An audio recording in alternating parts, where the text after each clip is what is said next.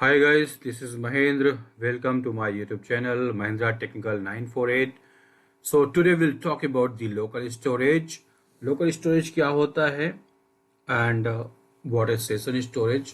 So आज हम video का फर्स्ट पार्ट बनाएंगे where I will let you know कि पहले हम वैल्यू कैसे फाइंड आउट करते हैं if we provide a value in the input box.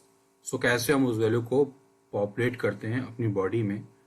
उसके बाद सेकेंड पार्ट में हम लोकल स्टोरेज स्टार्ट करेंगे कि जो वैल्यू हम पास कर रहे हैं वो लोकल स्टोरेज में कैसे स्टोर करते हैं. ओके, सो कुछ कोड मैंने अब लिखा हुआ है यहाँ पे ताकि हमारा बहुत ज़्यादा टाइम वेस्ट ना हो. सो चलिए गाइस, बिना किसी देरी के हम स्टार्ट करते हैं वीडियो को. So first of all I will let you no कि हम पहले HTML में एक सबमिट बटन बनाते हैं, इनपुट टाइप बनाते हैं और एक कंटेनर लेते हैं. फिर जब भी मैं सबमिट बटन पे क्लिक करूंगा तो जो भी वैल्यू हमने इनपुट बॉक्स में एंटर करी है वो हमारी कंटेनर में आ जाए. तो सबसे पहले हम पार्ट 1 में ये काम करेंगे. देन पार्ट 2 में मैं बताऊंगा कि उस वैल्यू को हम लोकल स्टोरेज में कैसे स्टोर करते हैं. I mean we will use the setter and getter, how to set the value in the local storage and how to get that value in the body of the HTML page. Okay, so guys start करते हैं बिना किसी देरी के. तो ये देखिए आपके सामने मैंने एक HTML पेज बनाया हुआ है जिसमें कि आप लाइन नंबर 11 पे देख रहे हैं. मैंने एक इनपुट क्लास ली हुई है, यानी कि एक इनपुट बॉक्स दिया हुआ है. इसकी क्लास इनपुट दिया एंड स्टाइल्स का हमने टाइप टेक्स्ट कर दिया, राइट. एंड हमने एक बटन लिया है, बटन को हमने बना दिया है सबमिट बटन. फिर हमने एक कंटेनर लिया हुआ है यहाँ पर. तो ये गाइस हमारा कंटेनर है. ओके, कंटेनर में हम चाहे तो इनलाइन स्टाइल दे सकते हैं, चाहे तो सीसेस दे सकते हैं. बट एक बार इनलाइन स्टाइल देते हैं. इनलाइन स्टाइल आप मत दीजिएगा, बस मैं बता रहा हूँ, ये गुड प्रैक्टिस नहीं होती है. बट फिर भी I will let you know how to do inline style. तो इनलाइन स्टाइल में करते हैं style equals to if we write border 1px solid and इसका कलर हम कर देते हैं ग्रीन. फाइन गाइस, तो ये जो कंटेनर है ये कुछ ग्रीन कलर का दिखेगा आपको, राइट. जब भी इसके अंदर कुछ वैल्यू आएगी तो ये कंटेनर जो है वो ग्रीन कलर का दिखेगा आपको. ये बटन हमने बना दिया है. दिस इज लाइन नंबर 11 में हमने इनपुट बॉक्स ले लिया. ओके, अब चलते हैं हम इसकी जीएस पार्ट में. तो हमने यहाँ पे एक लोकल स्टोरेज pr.js ऐड कर दी है. अगर हम कंट्रोल और क्लिक करेंगे तो हम उस पेज पे पहुंच जाएंगे जो हमें चाहिए बेसिकली. तो अब देखिए ये आगे हमारा लोकल स्टोरेज pr.js. तो what we will do here, जो लोकल डॉट बटन था उसमें क्लास है btn. तो हम पहले तो बटन को निकाल लेते हैं वाया क्लास के. ठीक है, तो हमारे पास कुछ चीज़ें होती हैं जैसे जावास्क्रिप्ट में एक तो होता है डॉट क्वेरी सिलेक्टर और एक होता है document dot get element by ID और dot get element by class. But best रहता है क्वेरी सिलेक्टर. क्वेरी सिलेक्टर में हम आईडी एंड क्लास दोनों को गेट कर सकते हैं. तो हमने ले लिया लेट btn, एक वेरिएबल बना लिया document dot query selector. Query selector में क्या डाला, क्लास का नाम क्या है btn. तो मतलब इस btn में ये जो क्लास है btn, तो इस वेरिएबल btn में हमने ये क्लास स्टोर कर दी, राइट.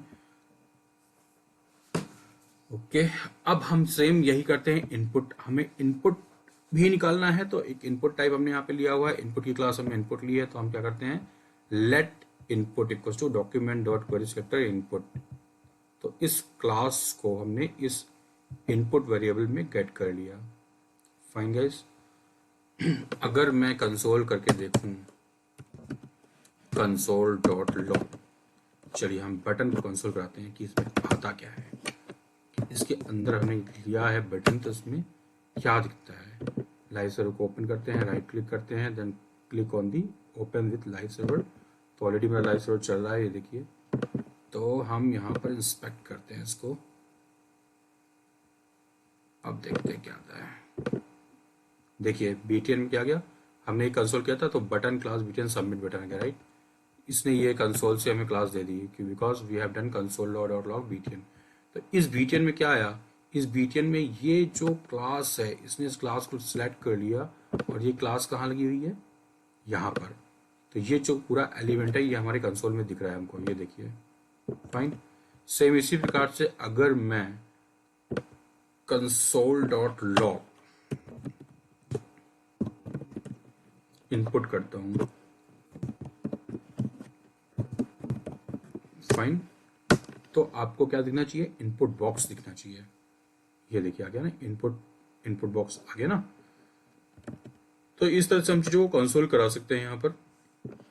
अब देखिए व्हाट वी आर टारगेटिंग, कि जब भी हम इस बटन पे क्लिक करें तो क्या हो, जो भी वैल्यू हम यहाँ पे एंटर करें वो वैल्यू हमारे इस कंटेनर में नीचे आ जाए।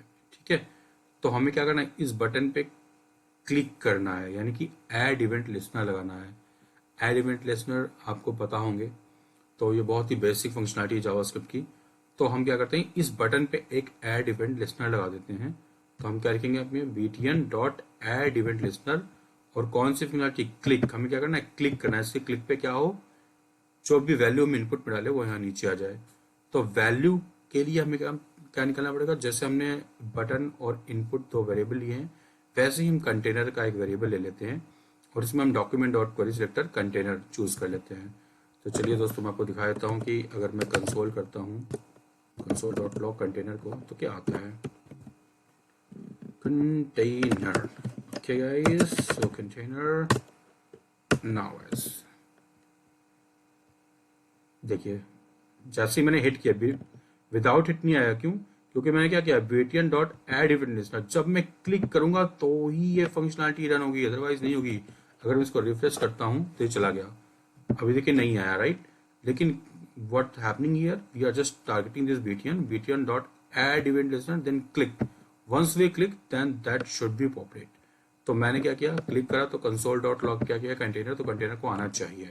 मैंने क्लिक किया तो यहाँ पे कंटेनर का डिबूट क्या आ गया, देखिए पूरा पूरा एचटीएमएल लूट किया गया, राइट। फाइन गाइस, अब क्या है, मैं इस कंसोल को हटा देता हूँ, या मैं सिर्फ आपको दिखाने के लिए लगाया हुआ था।